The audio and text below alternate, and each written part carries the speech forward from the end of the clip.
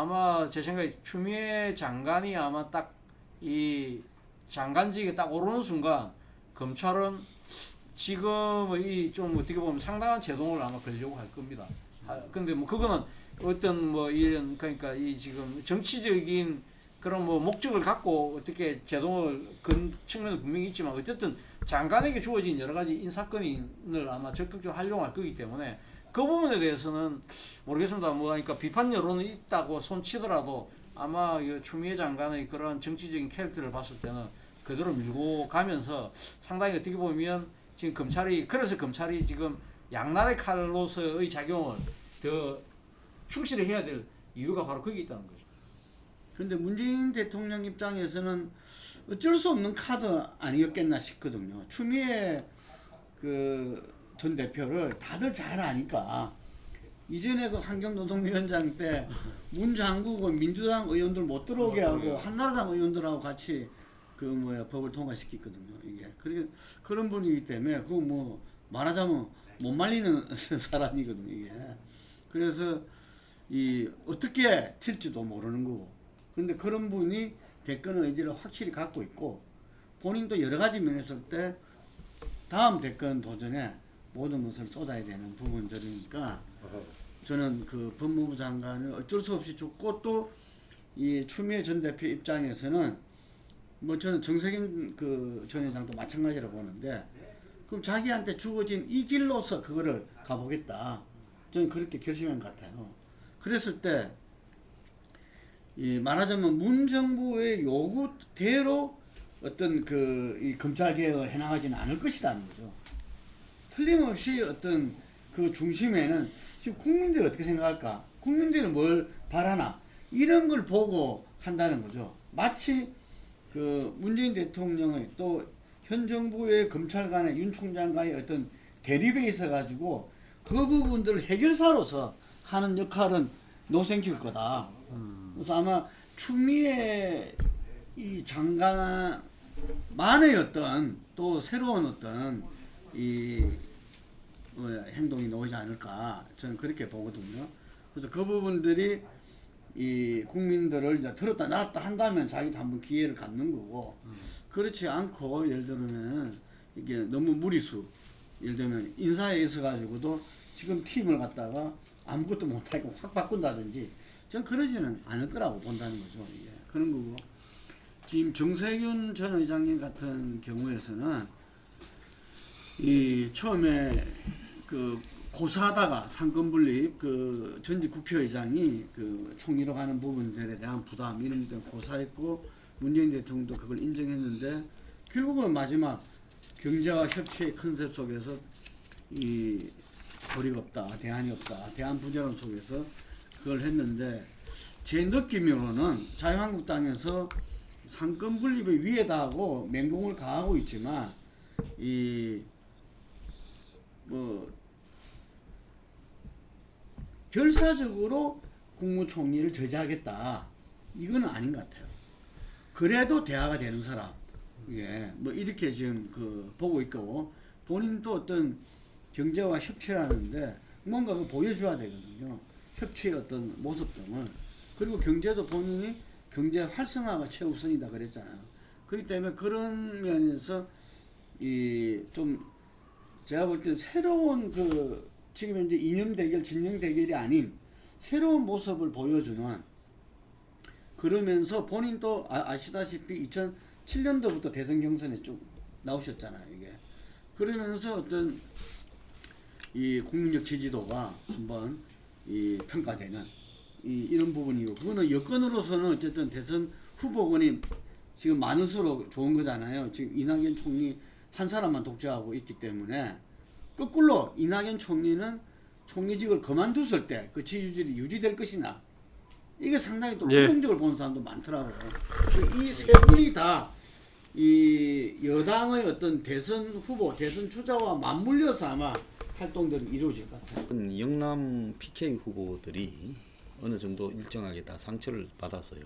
조국이나 김경수가 힘을 쓰기 어렵고 김부겸 의원 같은 경우는 또 아마 전 당선이 잘 안 될 거라고 봅니다. 내 개인적인 견해로 보면. 경선에서 영남의 정서는 전국과 다르게 아, 영남의 이번 총선에서 예, 영남의 정서는 매우 악화될 거라고 보고 있어요.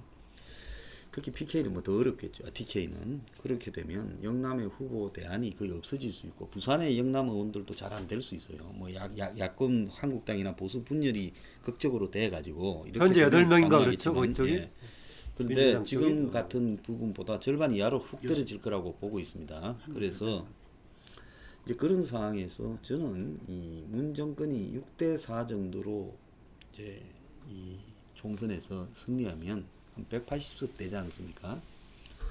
그래서 그쯤 되면 저는 이원 집정부제 개헌을 도모할 거라고 보고 있습니다. 아, 문정부에서요. 문 정부에서요. 지난번 안 하려고 했었는데. 예, 그런 왜냐하면 이제는 또 생각이 달라졌죠. 지금 현재 일들도 많이 생겨져 있고 이런 상황에서 아마 자신들이 뭐 지속적으로 정권을 재창출한다 이렇게 보면 좋겠지만은 뭐 한국당도 아닌 제3의 세력에 의해서 정권 재창출이 저지될 수도 있고 여러 가지 변수가 있었기 때문에 여러 가지 계산을 해봤을 때 퇴임 이후에는 이원 집정부제 개헌을 던져서 또 보수 일각에서도 또 찬성하고 이래서 연정 행태로 해서 정권을 마치고 이제 그 과정에서 개헌을 도모할 거다 이렇게 보고 있습니다. 임기가 끝나기 전에요. 그래서 개헌이 되어서 이원 집정부제가 되면 안전하게 빠져나가고 또 전반적인 지형으로 봤을 때 좌파가 이원 집정부제 연정에 유리하다라고 볼 것 같아요. 이탈도 없고요. 그런 이제 상황을 만드는데 일종의 페이스메이커로 이낙연, 지금 정세균 두 사람을 활용하기 위한 목적에서 낸 것이다. 그래서 현재와 같은 자기 대선 구도를 생각해서 두 사람을 내지는 않았을 거다. 그렇게 보고 있죠. 그런 관점에서 본다면 저 두 사람이 이원 집정부제 개헌 구도를 염두에 둔 부분으로 보면 적절할 수도 있겠죠. 그래서 이제 그런 부분들이 선거 이후에 한 180석 되면 뭐 또 선거 낙마한 사람 뭐 선거법 그 뭐 어겨서 아웃된 사람 이런 식으로 하고 또 아마 이원 집정부제 개헌을 바로 던지면 보수에서도 일부는 또 받겠다고 할 거라고 봅니다. 그러면 200석을 넘길 수 있을 거다라는 계산이 나올 수 있다고 봐요. 예. 6대4면 180석 나오잖아요. 그렇지 않습니까?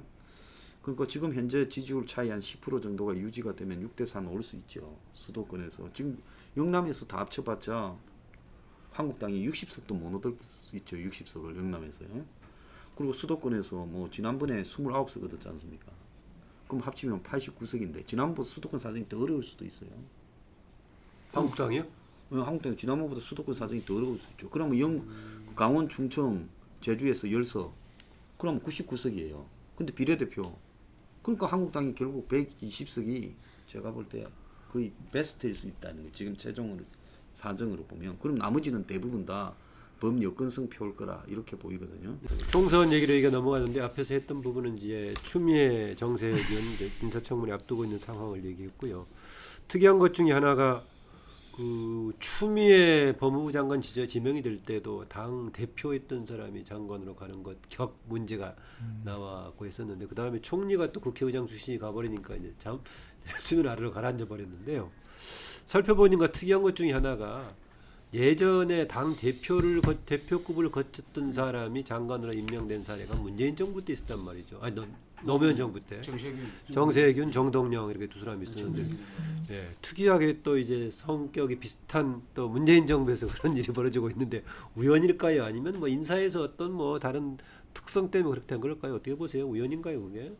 특이하게 다른 정부에서는 당 대표급 인사들이 그렇게 간 적이 없었단 말이죠. 당청 관계 특이성이라든가. 보수 정당에서는 상당히 나름대로 그러니까 이 지금 직위 갖고 있는 여러 가지 품격이나 뭐 권한, 뭐 이제 뭐 대직 체면 이런 거 상당히 중시하는 반면에 진보 정권에서는 아무래도 조금 정치적 실용주의랄까요? 그런 측면에서 우리가 좀 본다고 한다면 이해가 되지 않을까 생각이 듭니다. 예. 그럼에도 불구하고 이 입법부 수장을 지낸 사람이 헌상에서 처음으로 그러니까 지금 그러니까 총리로 가는 부분에 있어요. 이것도 소위 말해 그러니까 이 의원 내각제나 하다못해 이원 집정부 체제에서의 실질적인 권한을 가진 총리가 아니라 지금 대통령의 하명을 받는 총리로 가는 모양새입니다. 헌법에 대통령 명을 받아야 되기 때문에 이건 정말 진짜 모양새 빠지는 상황이죠. 모양새 빠지는 상황이기 때문에 이 부분에 대해서는 바로 그 때문에 뭐 정세균 의원도 상당히 망설였던 것 같은데 저는 뭐 그렇지만 그럼에도 불구하고 지금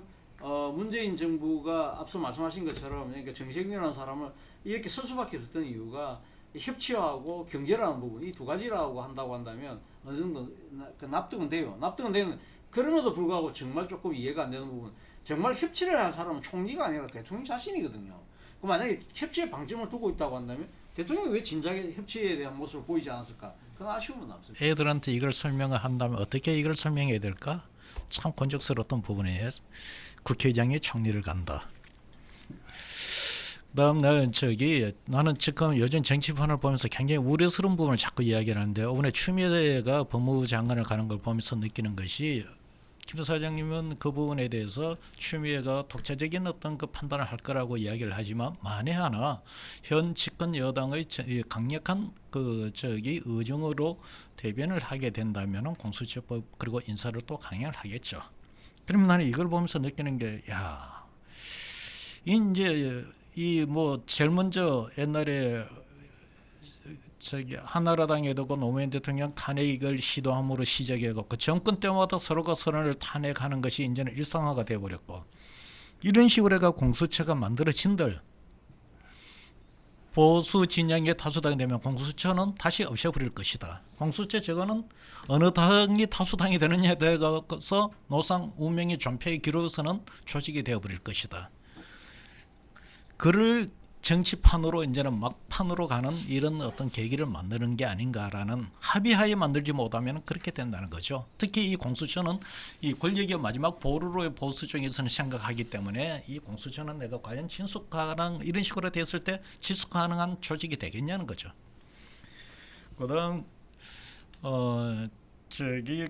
이원 집정제 아까 이야기가 잠시 나왔었는데요. 저는 오늘 계속 국민 정서를 이야기하지만 우리나라 국민들한테 이원 집정제는 굉장히 낯선 정치 태도입니다.